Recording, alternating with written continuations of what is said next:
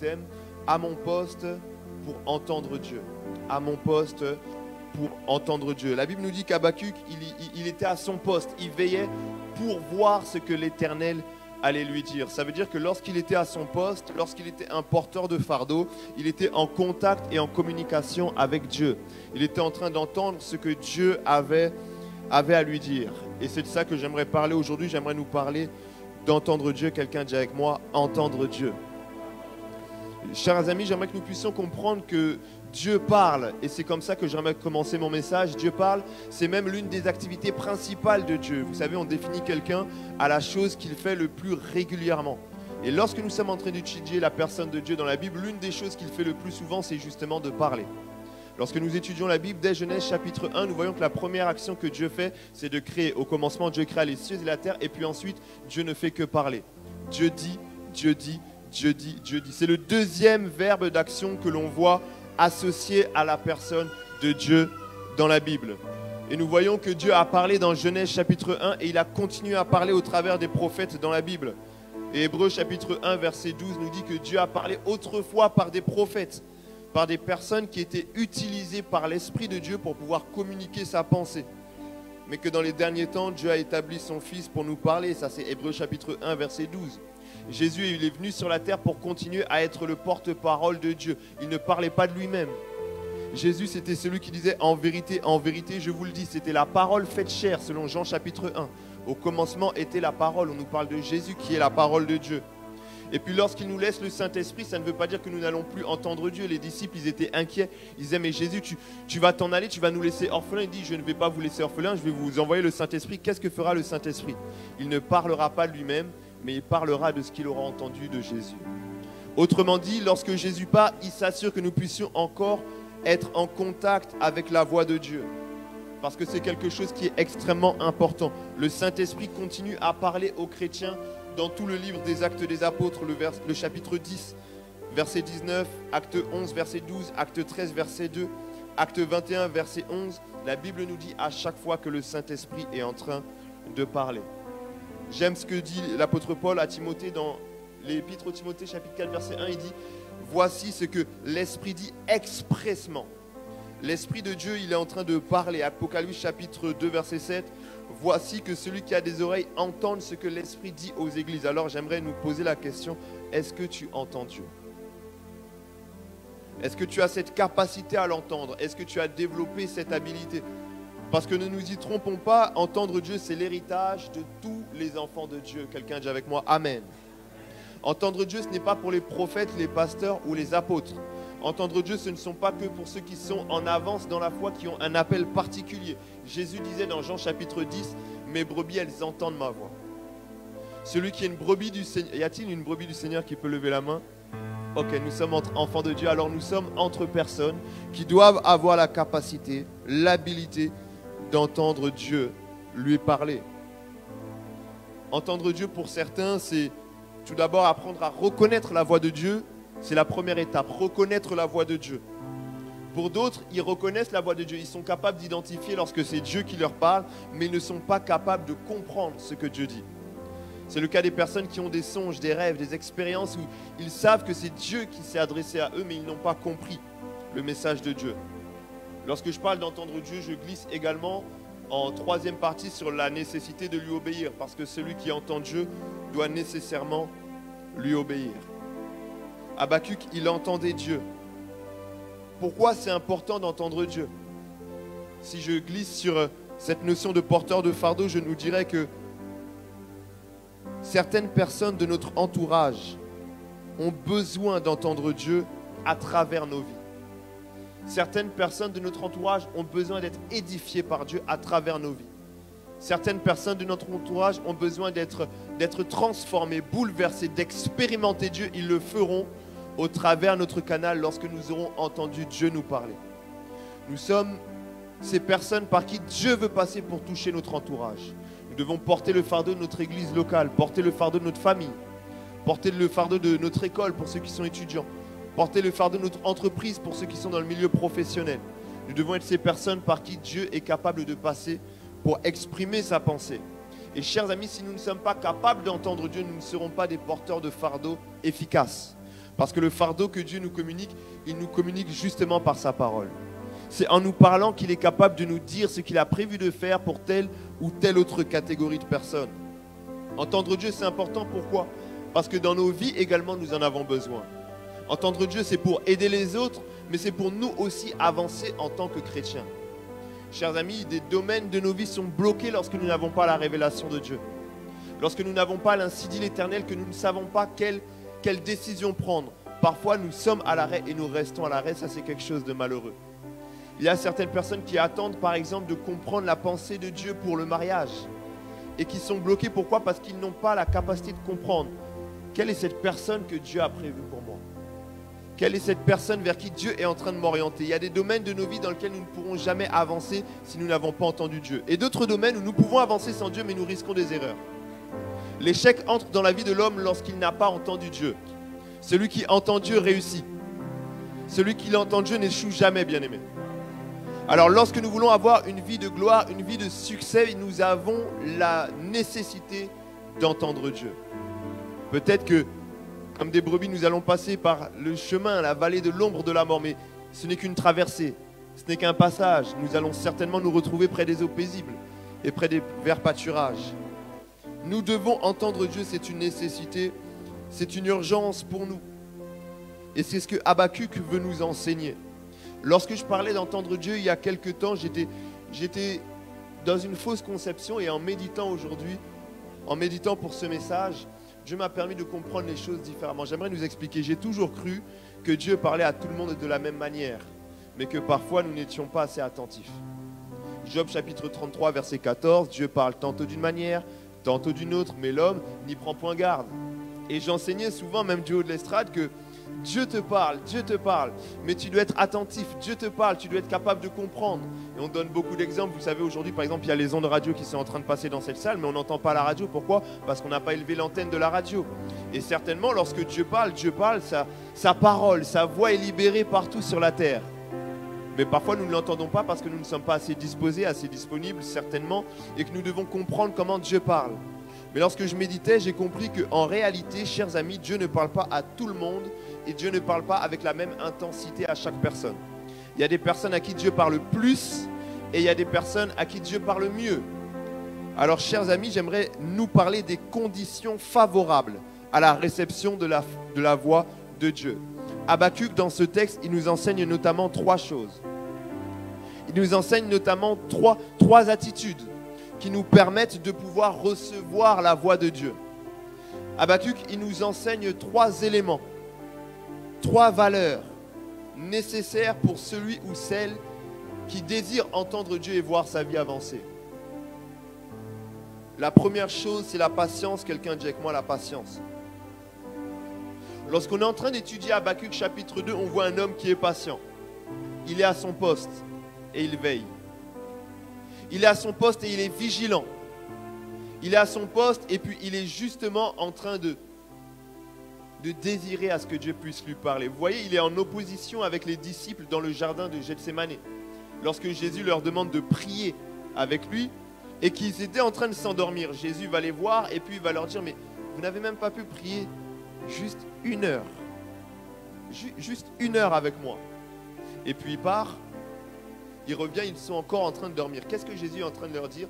Il va leur dire, veillez et priez afin que vous ne tombiez pas en tentation. Nous devons, bien aimer, veiller, c'est-à-dire être dans une posture d'attente. Nous devons être dans une posture où nous sommes capables de savoir que le temps peut passer. Bien aimé, la voix de Dieu n'est pas toujours automatique, ce n'est pas les antibiotiques. C'est important qu'on puisse se dire les choses clairement selon la parole de Dieu. On ne peut pas affirmer qu'en claquant des doigts, on va entendre Dieu, on va avoir la réponse à tous ces problèmes. Ce n'est pas la Bible et ce n'est pas l'Évangile. Parfois, il arrive à ce que nous puissions avoir des fausses attentes, que nous puissions attendre à ce que Dieu puisse agir rapidement. Et lorsqu'il n'agit pas rapidement, nous sommes déçus. Cette déception n'est que le fruit de notre mauvaise attente. Dieu ne déçoit jamais personne. J'aimerais insister parce qu'il y a certaines personnes qui se disent déçues de Dieu, déçues de la foi. Dieu ne déçoit jamais personne. Dieu ne ment pas. Dieu ne trompe pas. Dieu ne fait pas des fausses promesses. Ce n'est pas un homme politique qui nous promet quelque chose pour que nous puissions nous attacher à lui, qu'il ait quelques voix en plus. Dieu ne nous trompe pas. Lorsque nous sommes trompés, c'est que nous nous sommes trompés. Amen, amen. Et Habakkuk, il est en train de nous enseigner la patience. Il est dans une posture d'attente. Il est et il reste à son poste. Il est patient, sachant bien que Dieu intervient toujours en son temps. Bien-aimés, lorsque nous sommes à notre poste, lorsque nous sommes des porteurs de fardeau, c'est pour la durée. Ce n'est pas pour un culte, ce n'est pas pour un mois. Nous ne sommes pas des porteurs de fardeau pour le mois de décembre. Et puis si Dieu n'a pas agi, nous allons abandonner. Nous ne sommes pas des porteurs de fardeau pendant le temps dans lequel nous sommes dans une euphorie ecclésiastique. Pendant le temps dans lequel l'Église est motivée à être à son poste. Nous sommes à notre poste parce que le pasteur nous donne ce thème. Et lorsque nous allons être sur un nouveau thème pour 2023, nous serons toujours à notre poste. Jésus, la Bible nous dit qu'il parle à ses disciples. Il dit, voilà, je vous ai choisis et je vous ai établis. Pourquoi? Pour que vous portiez du fruit et un fruit qui demeure. La vie chrétienne n'a jamais été question de spontanéité. Les personnes spontanées, c'est comme Pierre. C'est pendant un temps. Et puis après, il renie le maître. Jésus lui avait dit, Pierre, tu vas me renier. Pierre avait beaucoup d'euphorie, beaucoup d'enthousiasme. Est-ce que c'est mal l'enthousiasme? Non, c'est bien. Mais il faut y ajouter également la constance. Et ça, c'est quelque chose de très important, bien-aimé. Jésus nous parle dans Matthieu chapitre 13 de la parabole du semeur. Il est en train de nous dire qu'il y a différents types de terre, autrement dit différents types de cœurs qui reçoivent la parole de Dieu. Et il nous parle précisément d'une catégorie de personnes lorsqu'ils entendent la parole. La Bible nous dit, ils la reçoivent aussitôt avec joie. Ils portent du fruit, mais ils n'ont pas de racines en eux-mêmes.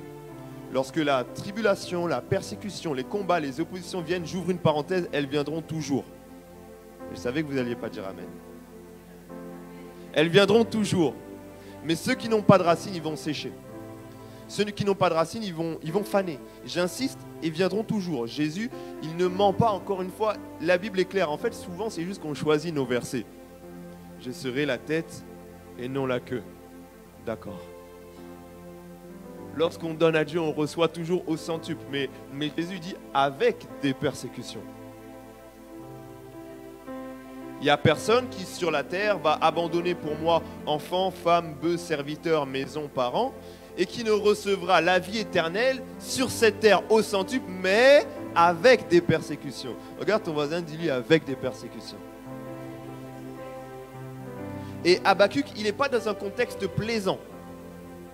Il n'est pas dans un contexte agréable, mais il est à son poste.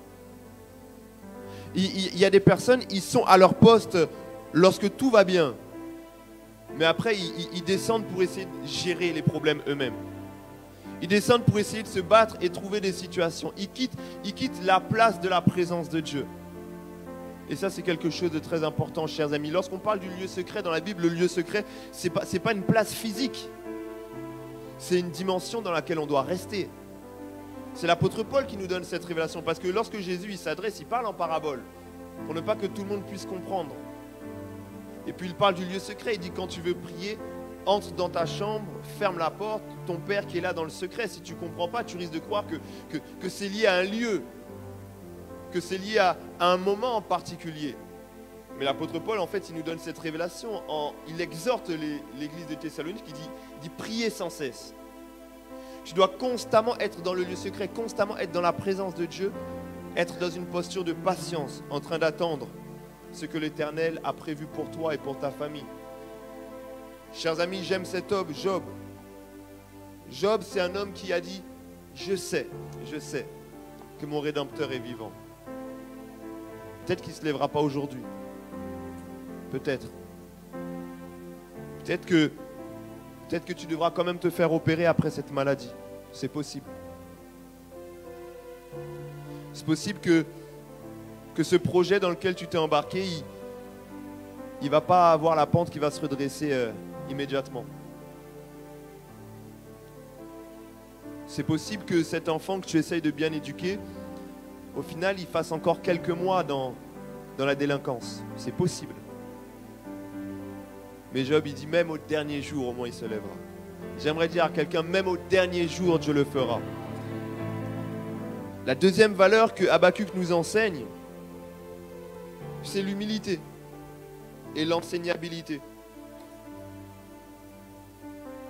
Ces deux valeurs se révèlent par la prière d'Habacuc qui est faite sous forme de questionnement. Habacuc, il est en train d'interroger Dieu. Il ne comprend pas tout ce qui se passe. Il ne s'arrête pas à faire des constats amers. Il pose aussi des questions à Dieu. Vous savez, il y a deux catégories de personnes. Il y a des personnes qui font des constats et qui s'arrêtent à juger. Et il y a d'autres personnes qui font le constat, qui peuvent juger, mais après qui posent aussi la question pour se laisser exhorter et enseigner par le Seigneur. Vous voyez, j'aime beaucoup cet équilibre parce que Habacuc, on voit son état moral. On voit effectivement qu'il était en peine face aux situations qu'il traversait. On voit qu'il était amer, qu'il était douloureux. Mais après se plaindre, après se lamenter, il pose quand même à Dieu des questions pour se laisser rectifier par Dieu. Il y a quelqu'un qui me posait la question cette semaine de savoir est-ce que c'était une mauvaise chose si lorsqu'on priait, on se plaignait. J'ai dit à cette personne, ça peut arriver en réalité. Ça peut arriver à un moment donné que tu ne comprends pas le chemin par lequel tu passes et que tu crois que Dieu t'ait abandonné. Ça peut arriver que tu entres dans la présence de Dieu, vraiment le cœur chargé, le cœur lourd, pour régler tes comptes avec Dieu. Ça peut arriver de lui en vouloir. Mais après, ne dis pas Amen. Ne dis pas Amen à cette prière, fais-le. Énerve-toi. Crie, sois fâché. Mais n'arrête pas la prière là. Regarde ton voisin, dis-lui, n'arrête pas là. Comme Habacuc, une fois que tu t'énerves, une fois que tu t'es fâché, après dis, Seigneur, toutefois, si je n'ai pas bien vu les choses, explique-moi. Peut-être que je n'ai pas bien compris. Y a-t-il dans cette situation un élément qui m'a échappé? Habacuc, c'est un homme qui se laisse enseigner par Dieu. Il est reconnaissant, il reconnaît qu'il n'a pas toute la science, qu'il n'a pas toute l'intelligence. Vous savez, même les prophéties, on prophétise en partie, la Bible nous dit. 1 Corinthiens chapitre 13, nous connaissons en partie, nous prophétisons en partie. Ça veut dire que tu vas aller dans le domaine du spirituel, du prophétique, que Dieu te parle spirituellement. Même là, tu n'auras pas toutes les infos. Tu vas aller dans le domaine du rationalisme. Tu vas être un intellectuel. Même là, tu ne comprendras partout. La Bible dit, nous prophétisons en partie. Les TTS, ils sont limités. Nous connaissons en partie les intellectuels. Ils sont limités. Peu importe l'approche dans laquelle tu vas te positionner. Parce qu'aujourd'hui, il y a des chrétiens très rationnels. Et il y a des chrétiens très... la tête dans les nuages. J'aimerais faire un petit sondage. Tu te définis comment? Les chrétiens très rationnels. Tu réfléchis à tout, tu as besoin de tout comprendre. Levez la main. Moi, je lève la main. Oh, il faut se connaître. Hein. Quand je te parle, comment cela se fera-t-il? Mais ce n'est pas possible au vu de la conjoncture économique. Les chrétiens qui sont très spirituels, Dieu peut te dire quelque chose, tu vas croire, tu ne vas pas réfléchir. Levez la main.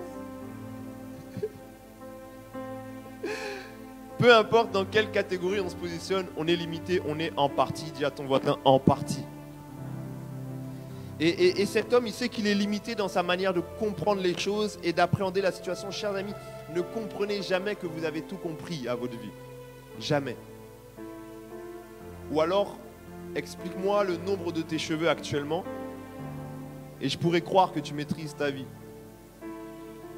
Mais si le nombre de tes cheveux qui sont visibles, importants, qui sont palpables, tu ne maîtrises pas, comment penses-tu pouvoir maîtriser ton avenir? Comment penses-tu pouvoir maîtriser l'environnement spirituel autour de ta vie? On ne maîtrise pas tout. Habacuc, il a des attentes, il a des espérances, il a des frustrations, mais après il reconnaît que je ne maîtrise pas tout. Il reconnaît que j'ai besoin d'entendre Dieu, que j'ai besoin que Dieu me parle. J'ai besoin que Dieu m'explique un peu mieux parce que là c'est un peu incompréhensible. Et il est justement en opposition cette fois-ci avec Job. Job, à un moment donné, a commencé, pendant qu'il était dans la misère, pendant qu'il était dans les combats, il a bien commencé et puis au final, à cause de ses amis, il a commencé à changer son état d'esprit. Il pensait tout comprendre. Il a commencé à accuser Dieu. Il a même maudit le jour de sa naissance. Et Dieu après se révèle à lui et va lui poser un certain nombre de questions pour lui permettre de comprendre à quel point il est limité. Pour lui permettre de comprendre qu'il ne maîtrise pas. Pour lui permettre de comprendre qu'il ne sait pas tout au final. Je ne sais pas si Habacuc avait lu le livre de Job ou pas. Mais Habakkuk qui s'est dit, plutôt que Dieu me pose des questions, moi je préfère poser les questions à Dieu. Chers amis, c'est ce que Habakkuk nous enseigne. Il est humble. Il ne vient pas pour affirmer des choses. Beaucoup de chrétiens qui affirment, mais qui finalement ne connaissent pas. Moi, ça m'étonne. Excusez-moi, j'ai toujours des moments, des fois dans les prédications, où je suis un peu trop dur. Après, ma femme, elle me dit, « Oh Samuel, il faut être sage. » Non, mais je disais simplement, il ne faut pas que je la regarde. Il y a des personnes, ils se permettent d'affirmer des choses, ils ne lisent même pas la Bible. À la limite, lis ta Bible, maîtrise-la bien et pense connaître. Mais il y a des personnes, même lire la Bible, ils ne lisent pas. Mais pourtant, quand on les écoute, on a l'impression qu'ils savent tout et qu'ils ont tout compris. Ils peuvent débattre avec Dieu. Penses-tu vraiment aujourd'hui pouvoir débattre avec Dieu sur ta situation? Tu ne sais même pas comment Dieu fonctionne en général. La Bible, c'est le règlement intérieur de la foi chrétienne. C'est le mode d'emploi de la spiritualité évangélique. On a des informations générales dedans. Et après, dans nos vies, l'Esprit de Dieu nous permet d'entrer dans les particularités pour appliquer ça à nos vies personnelles. Si le caractère général de la foi et des principes de Dieu, nous ne le maîtrisons pas, comment pensons-nous pouvoir comprendre Dieu, sa manière dont il fonctionne, la manière dont il veut opérer dans nos vies? Nous ne pouvons pas juger Dieu. Nous ne pouvons pas entrer en dispute avec lui.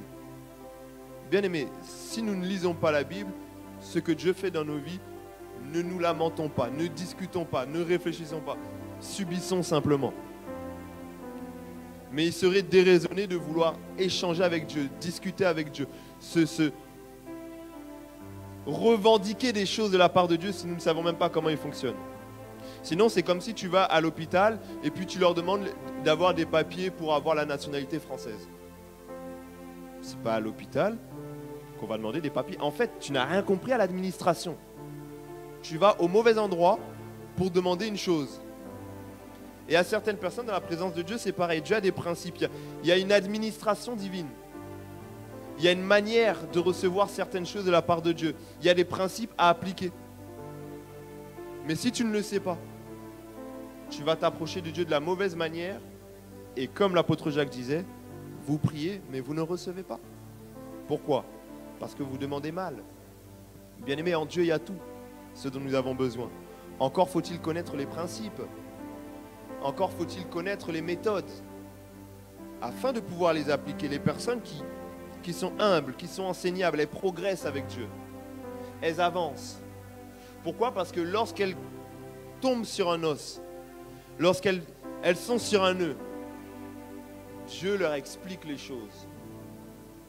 Les personnes qui n'ont pas ce caractère risquent d'abandonner la foi. Pourquoi? Parce que lorsque l'épreuve viendra, ils n'auront pas la capacité de se réajuster. Ils n'auront pas la capacité de se réadapter. Et malheureusement, ils risquent d'abandonner la foi. La troisième chose qu'Habakkuk nous enseigne, c'est la communion. Quelqu'un dit avec moi, la communion. Est-ce que tu peux le dire plus fort, la communion? Il y a un détail sur lequel le Seigneur a attiré mon attention, c'est que Habakkuk il dit, j'étais à mon poste pour voir ce que l'Éternel me dirait et ce que je lui répondrais. Autrement dit, Habakkuk, il n'est pas simplement en train d'attendre de recevoir de la part de Dieu, mais il envisage déjà de lui transmettre aussi quelque chose. Ça veut dire qu'Habakkuk n'est pas en train simplement de s'attendre à une réponse, mais à une vie en contact avec Dieu. Amen, amen. Ça, c'est quelque chose de formidable. Habakkuk, il n'attendait pas simplement une réponse de la part de Dieu, mais une discussion, un échange. Il envisage et il projette déjà qu'après la réponse de Dieu, il va rester en contact avec Dieu. Il dit, je suis à mon poste pour voir ce que l'Éternel va me dire et après, je ne vais pas partir.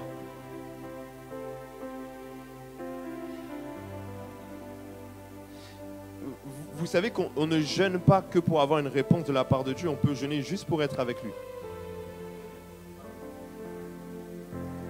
Parce que dans notre mentalité, parfois, on jeûne pour avoir la réponse. Quand on a la réponse, Seigneur, à l'année prochaine.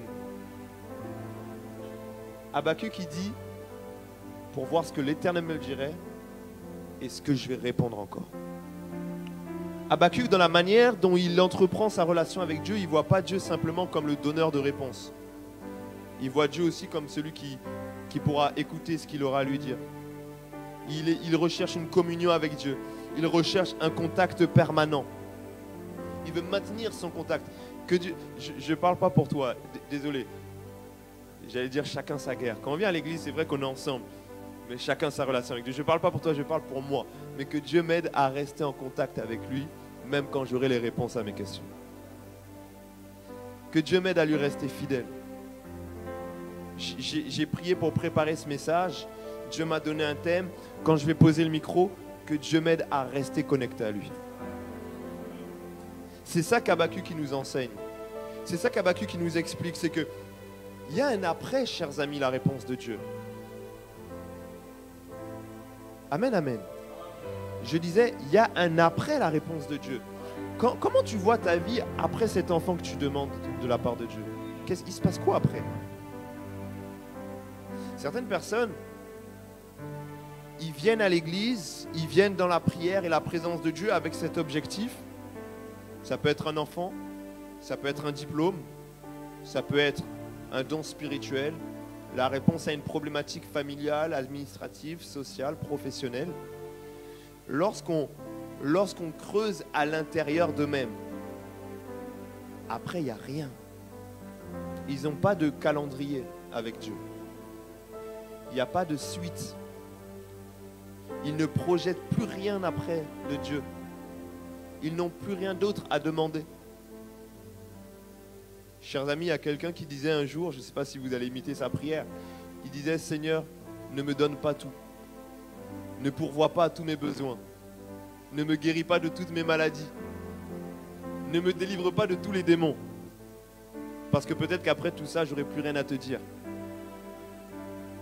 Je ne sais pas si tu vas imiter cette prière ou pas. Vous voyez, quand la Bible dit que quand on a chassé un démon, ils reviennent avec 7 autres plus méchants, si tu en gardes juste un. Et c'est pas pour vous, hein. Alors pourvu que, même si nous sommes délivrés, guéris, bénis, au moins qu'on reste attaché à Dieu, quelqu'un dit avec moi, Amen. Et je conclue par rapport à ces 3 points. Finalement, nous pouvons comprendre que la vie de prière consiste en la plus grande stratégie possible pour un homme ayant le désir d'entendre Dieu. Parce que lorsqu'on est en train de parler de la patience, de l'humilité, de l'enseignabilité, de la communion, en réalité, l'ensemble de ces valeurs s'expriment dans la prière. Et la prière est une étape indispensable et incontournable pour celles et ceux qui veulent entendre Dieu alors qu'ils restent à leur poste. J'aimerais finir ce message en nous amenant à comprendre également qu'il y a plusieurs manières dont Dieu peut nous parler finalement. Je ne sais pas si vous avez remarqué ça, mais il y a comme une faute lexicale dans le texte. L'apôtre Habakkuk, il est en train de dire « J'étais à mon poste pour voir ce que l'Éternel me dirait. » Fallait dire pour voir ce que l'Éternel allait me montrer. Ou alors, pour entendre ce que l'Éternel avait à me dire. Pourquoi il est en train de parler de voir alors qu'il présente un son? Habakkuk avait compris que Dieu parle de plusieurs manières. Lorsqu'on parle de la parole de Dieu, c'est une dynamique spirituelle. Ce n'est pas d'abord la voix audible de Dieu. C'est une substance spirituelle. C'est ce qui sort de Dieu, c'est sa parole. Dieu envoya sa parole. Dieu fait émaner de lui sa parole. Mais sa parole, à partir du moment où elle quitte le ciel et elle tombe dans le monde naturel, elle peut se décliner de plusieurs manières et sous plusieurs formats différents. Amen, amen. Je réexplique ça. Habakkuk, il dit, pour voir ce que l'Éternel me dirait. Ça veut dire que de Dieu, c'est une parole qui sort. Mais Habakkuk, lui, ce qu'il reçoit, c'est une vision. Ça part de Dieu comme étant une parole, mais ça arrive à lui autrement. Et c'est très important de savoir que la parole de Dieu, elle peut venir à toi autrement, de plusieurs manières différentes. Celui qui veut entendre Dieu, c'est celui qui est habilité à comprendre non seulement quelles sont les manières dont Dieu peut nous parler, quels sont les différents canaux par lesquels je peux recevoir le message de Dieu, mais qui sait aussi quel est le canal prioritaire par lequel Dieu s'exprime lorsqu'il veut lui parler. Parce qu'il savait non seulement que Dieu peut potentiellement parler par une vision, mais il savait même que Dieu allait lui parler par une vision. Ça veut dire qu'il y a des manières dont Dieu parle et il y a des manières dont Dieu te parle. Il y a des manières générales dont Dieu peut s'exprimer à un homme, et par rapport à ta propre vie, il y aura peut-être 1, 2, 3 manières spécifiques qui seront beaucoup plus régulières dans la manière dont Dieu va te parler. Donc il y a les manières dont Dieu parle de manière générale, et dans ce que je vais dire là, ne te sens pas mal à l'aise si tu ne vois pas que tu as eu toutes ces expériences, c'est pas grave. L'important c'est de savoir que, ah oui, moi Dieu peut me parler aussi souvent comme ça.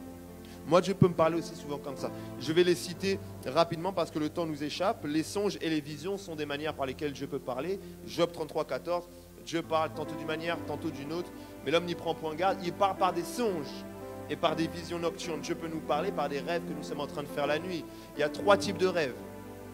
Ça, c'est toute une série d'études bibliques qu'on avait fait à Épinay sur les songes et les expériences nocturnes. Mais pour faire simple, il y a trois types d'expériences nocturnes, spirituelles ou encore en songe. Il y a les expériences qui viennent du diable, il y a les expériences qui viennent de notre propre âme et il y a les expériences qui viennent de Dieu. Il est important de savoir que Dieu peut nous parler par des rêves, par des songes, par des visions. Nous devons y prêter attention. Nous devons être attentifs, nous devons les noter. Nous devons préparer nos nuits par rapport à ça. Nous devons mettre le réveil quelques minutes plus tôt si nous savons que Dieu nous parle en songe. Pourquoi? Parce qu'une fois que tu vas te réveiller, il faudra prier par rapport à ça. Celui à qui Dieu parle en songe, il ne se lève pas de la même manière que les autres. Et il ne se couche pas de la même manière que les autres non plus. Dieu nous parle par la volonté et par la capacité. Il y a quelqu'un qui a dit Amen par là, j'ai pas vu c'est qui. Ok, par là. Ok. Je crois que, je ne sais pas si ça a déjà commencé, mais pendant que tu disais Amen, je sentais Dieu me dire que c'était une grâce qu'il voulait t'accorder par rapport au songe, te permettre de comprendre vraiment sa volonté de manière encore plus régulière, encore plus intense dans ce domaine-là. Dieu parle par la volonté, la capacité. La Bible nous dit, n'est-ce pas, que Dieu crée en nous le vouloir et le faire. Le vouloir et le faire, la volonté et la capacité. J'accélère parce que j'aimerais que nous puissions prier. Je sens la grâce de Dieu dans cet endroit. Alors Dieu nous parle par la volonté, par la capacité. Dieu nous parle par des apparitions, les apparitions de Christ, comme l'apôtre Paul en a eu et d'autres encore. Les apparitions des anges. Dieu nous parle bien évidemment par la méditation de la parole écrite. Dieu nous parle par les circonstances de la vie, par l'écoute d'un prédicateur inspiré, par des prophéties que nous pouvons recevoir de la part de notre entourage, ou encore par une voix audible que nous pouvons entendre. Amen, amen. Y a-t-il quelqu'un qui veut entendre Dieu ici? Est-ce que nous pouvons nous tenir debout, s'il vous plaît? Nous voulons